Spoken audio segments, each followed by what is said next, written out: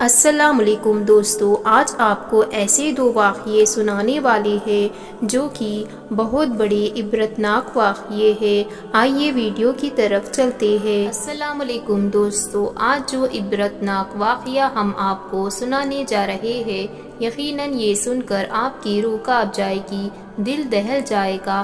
ایک ایسا نافرمان بیٹے کی داستان آپ کو سنانے جا رہے ہیں۔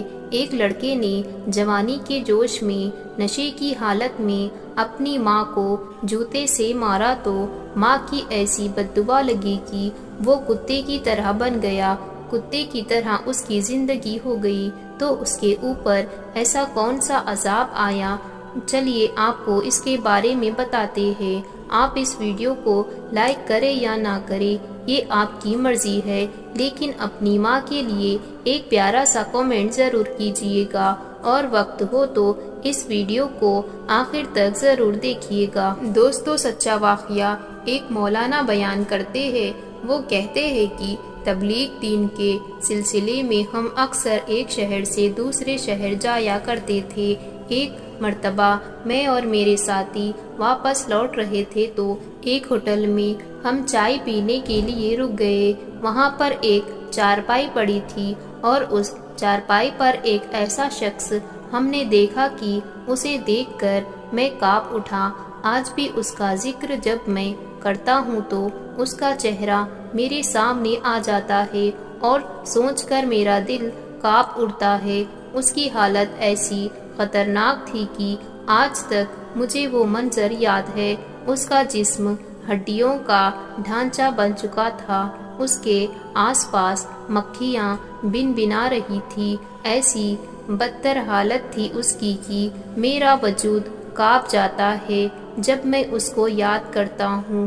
اس کے اوپر ایک کپڑا ڈالا ہوا تھا اور اس پر مکھیاں بن بنا رہی تھی۔ کوئی پوچھنے والا نہیں تھا اور اس کا کوئی ساتھی نہ تھا۔ مولانا صاحب بتاتے ہیں کہ وہ مجھے دیکھنے لگا اور روتے ہوئے ہاتھ جوڑ کر مجھ سے کہنے لگا، مولانا صاحب میرے پاس آئیے، اب ہمارا تو یہ حال ہے کہ ہم راہ خدا میں نکلنے والے لوگ ہیں۔ ہماری نظر میں کوئی برا نہیں ہوتا ہے، ہماری نظر میں صرف گناہ برا ہوتا ہے، انسان برا نہیں ہوتا ہے، اس کا کیا گیا کام برا ہوتا ہے۔ اب میں اس کے قریب آ گیا، اس نے میرا ہاتھ پکڑ لیا اور بے تحاشا رونے لگا۔ کافی دیر تک جب وہ روتا رہا تو اس نے بولنا شروع کیا اور کہنے لگا، مولانا صاحب مجھے حراست سے دیکھو، ابھی میں آپ کی تقریر سنا رہا تھا اور میرا دل کانپ گیا۔ ابھی میں ان کی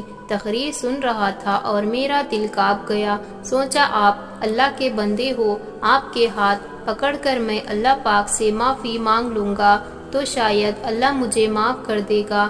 وہ آدمی کہنے لگا، مولانا صاحب میں بہت امیر انسان تھا، جو دکان دکھ رہی ہے وہ میری تھی، کچھ دور ایک بڑا سا مکان دکھ رہا ہے وہ میرا تھا، میں بہت امیر انسان تھا، اللہ پاک نے مجھے بہت دولت عطا کی ہوئی تھی، لیکن میں گنہگار تھا، شراب پیتا تھا، جوا کھیلتا تھا، غلط عورتوں میں پھنسا ہوا تھا، میرا باپ تو اس دنیا سے جا چکا تھا اور میں اپنی ماں کا بہت نافرمانی تھا، اس کی کوئی بات نہیں مانتا تھا، اس سے بدتمیزی کرتا تھا، رات میں دیر تک اپنے آوارہ دوستوں کے ساتھ شراب پی کر جب میں اپنے گھر آتا تھا تو میری ماں کو فقیر سمجھتے ہوئے اسے دھکا دیتا تھا۔ میں اتنا امیر انسان تھا لیکن میری ماں نوکرانی کی طرح میرے لیے کام کیا کرتی تھی۔ میں اتنا ہٹا کٹا صحت مند انسان تھا، شیر کی طرح بہادر تھا،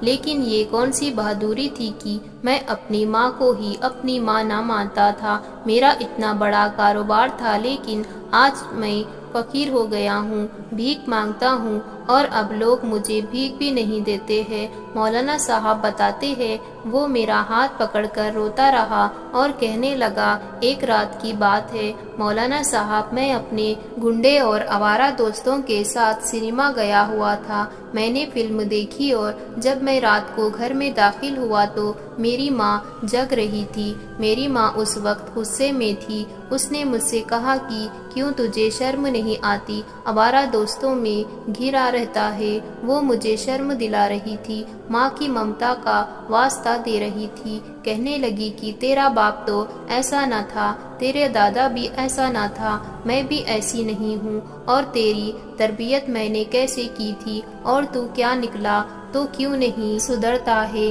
کیوں پیسوں کو تو پانی کی طرح بہا رہا ہے، نہ تجھے اپنے گھر کی فکر ہے اور نہ ہی اپنے بیوی بچوں کی، اور میں تو تیری ماں ہی ہوں، نہیں میری ماں۔ کہنے لگی کہ شرم آتی ہے مجھے تجھے اپنا بیٹا کہتے ہوئے، تیرے باپ کا کردار کتنا اچھا تھا، وہ کتنے شریف انسان تھے، پورے علاقے میں اس کی عزت تھی، لیکن تو نے اپنے باپ کا نام ڈبو دیا۔ میں نے اس سے کہا کہ بڑھیا بہت بکواس ہو گئی ہے، مجھے کھانا دے دو ورنہ میں سونے جا رہا ہوں۔ تو اس وقت ماں کی ممتا جوش کھا رہی تھی، اس کو غصہ آ رہا تھا، اس نے کہا کھانا مانگتا ہے، کس منہ سے کھانا مانگتا ہے، اور اتنا سن کر مجھے بہت غصہ آیا اور مجھے برداشت نہ ہوا، میں نے اللہ کے قہر کو آواز دی، میں اپنی ماں سے بدتمیزی کرنے لگا، اور میں نے جو دوسرا کام کیا وہ یہ ہے کہ میں نے اپنا جوتا اتارا اور اپنی ماں کو مارنے لگا،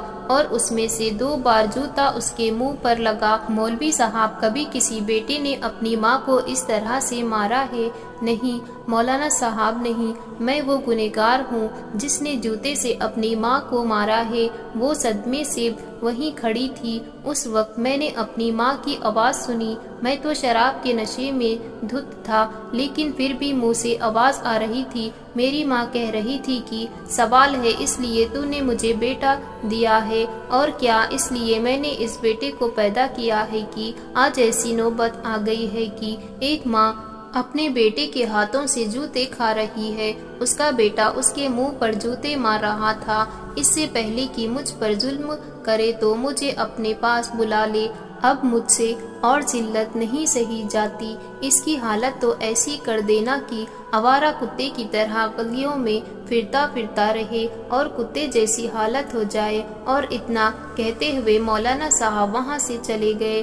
میں تو ہوش میں ہی نہیں تھا، بستر پر گر گیا اور سو گیا۔ صبح جب مجھے یاد آیا کہ میں نے کیا کہا تھا، لیکن جب تک ماں کی بددعا لگ چکی تھی، صبح جب میں اٹھا تو میرے کان میں درد ہوا، اور وہ درد اتنا بڑا تھا کہ میں ڈاکٹر کے پاس گیا۔ ڈاکٹر نے مجھے جواب دے دیا کسی بڑے اسپتال میں جا کر اپنا علاج کروائے۔ میری ماں کا 1 ہفتے بعد انتقال ہو گیا۔ میں ہر جگہ گیا لیکن میرا علاج کہیں نہیں ہوا، میرے ٹانگ سڑ چکے تھے اور میری ٹانگ کو کاٹ کر پھینک دیا جا رہا تھا، زخم ہو گیا اور ٹانگ میں کیڑے پڑ گئے، اور آج میری ٹانگ کا یہ حال ہے۔ مولانا صاحب آگے کہتے ہیں، صرف یہی نہیں، اس نے کہا میری ماں تو 1 ہفتے میں ہی چل بسی تھی، وہ صدمہ برداشت نہیں کر پائی، 1 ہفتے بعد ہی اس کا انتقال ہو گیا تھا، لیکن میرے کتے والی حالات ہو گئی تھی۔ میری ماں نے جو مجھے بددعا دی تھی اس دعا کا مجھ پر اثر ہو رہا تھا، کتے کی طرح لوگوں کے ٹکڑوں میں پل رہا ہوں، لوگ مجھے کتے کی طرح دھتکارتے ہیں اور مجھے اندیکھا کر وہاں سے چلے جاتے ہیں، میرے چہرے پر کبھی دیکھ کر وہ مجھ پر لعنت بھیجتے ہیں، روٹی بھی مجھے اس طرح سے دیتے ہیں کہ جیسے کوئی گلی کا کتا ہو۔ مولانا صاحب مجھے جینے کا کوئی حق نہیں ہے، ہاں میں نہیں جینا چاہتا، میرے جوان بیٹے میرے سامنے سے گزر جاتے ہیں لیکن کوئی مجھے ابا ابا کہہ کر نہیں پکارتا ہے، میرا جسم رٹ چکا ہے، کیڑے پڑ چکے ہیں اور کوئی مجھے ہاتھ نہیں لگانا چاہتا ہے۔ آپ دعا کریں مولانا صاحب کی اللہ مجھ سے راضی ہو جائے، میں کوئی سالوں سے سزا بھگت رہا ہوں، آپ دعا کر دے کہ مولانا صاحب کی میری ماں مجھے معاف کر دے۔ مولانا صاحب بتاتے ہیں کہ اس نے بات بتاتے ہوئے خود کا خود زمین پر گر گیا، اس کے بعد پھر اس کی آنکھیں ہمیشہ کے لیے بند ہو گئی، وہ مر گیا۔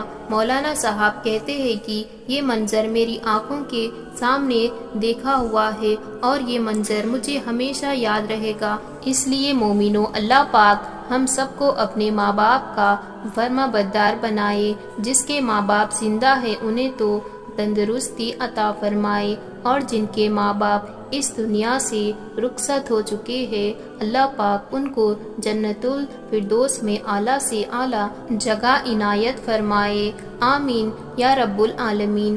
جب ایک مرتبہ حضرت عیسیٰ علیہ السلام ایک قبرستان کے قریب سے گزر رہے تھے تو اس قبرستان میں ایک شخص ایک قبر کے پاس بیٹھ کر زار و خطار رو رہا تھا۔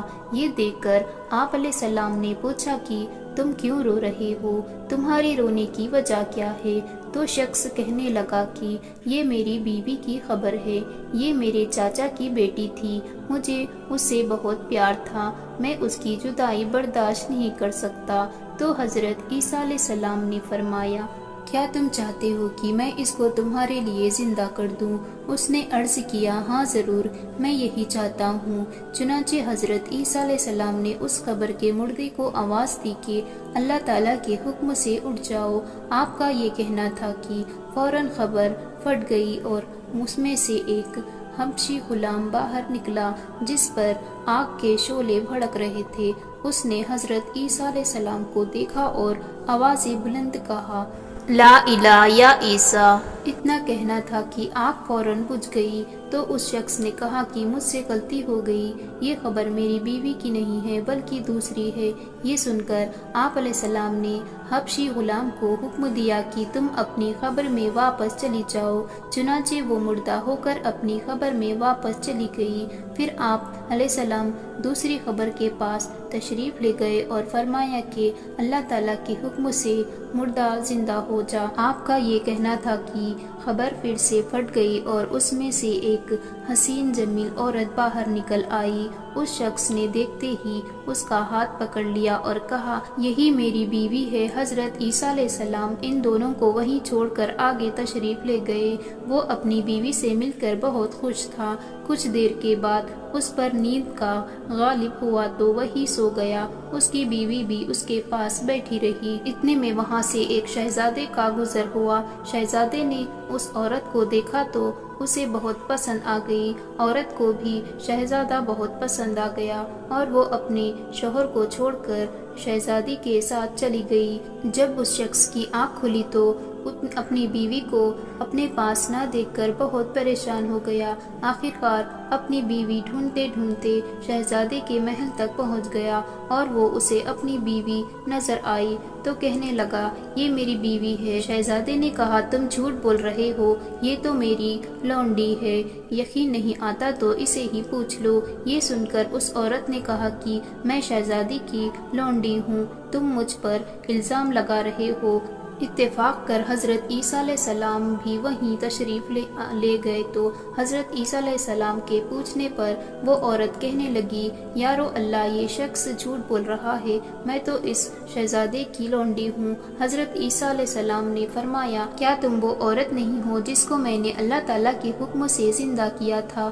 عورت نے کہا، میں سچ کہتی ہوں، میں وہ نہیں ہوں۔ اس کے بعد عیسیٰ علیہ السلام نے فرمایا، جو جان خدا کے حکم میں نے تمہیں دی ہے اس کو واپس کر دو۔ یہ سنتے ہی وہ عورت پھر سے مردہ ہو کر زمین پر گر پڑی۔ پھر حضرت عیسیٰ علیہ السلام نے فرمایا، جو شخص ایسے آدمی کو دیکھنا چاہے جو کافر ہو کر مرا تھا مگر زندہ ہو کر ایمان لایا تو وہ اس حبشی غلام کو دیکھ لے جو ایمان کی حالت میں مرا ہے، اور جو کوئی بھی ایسے شخص کا دیکھنا چاہا جو مومن ہو کر مرا تھا پھر اللہ نے اس کو زندہ کیا تھا اور وہ کافر ہو کر حالت کفار میں مر گیا تو وہ اس عورت کو دیکھ لے۔ اس کے بعد اس اسرائیلی شخص نے قسم کھائی کہ میں اب کوئی نکاح نہیں کروں گا اور جنگل کی طرف نکل گیا جہاں اللہ تعالیٰ کی عبادت میں مشہور رہ کر اس کا انتقال ہو گیا۔ نبی سے فرما برداری کا نام ہی ایمان ہے اور نبی سے نافرمانی کا نام بے ایمانی ہے۔ اللہ تعالیٰ سے دعا ہے کہ یا پروردگار، تو ہمیں مرتے دم تک پیارے نبی رسول اللہ صلی اللہ علیہ وسلم کا فرما بردار بن کر رکھ اور حالت ایمان میں اس دنیا کو چھوڑنے کی توفیق عطا فرما، آمین ثم آمین۔ آپ سب کو آج کا ویڈیو لازمی پسند آیا ہوگا۔ اسی صورت میں میرے چینل کو سبسکرائب ضرور کریں اور آنے والی ویڈیو کی نوٹیفیکیشن کے لیے بیل آئیکن کو دبانا نہ بھولیں۔ اب ہمیں اجازت دیجیے، اللہ حافظ۔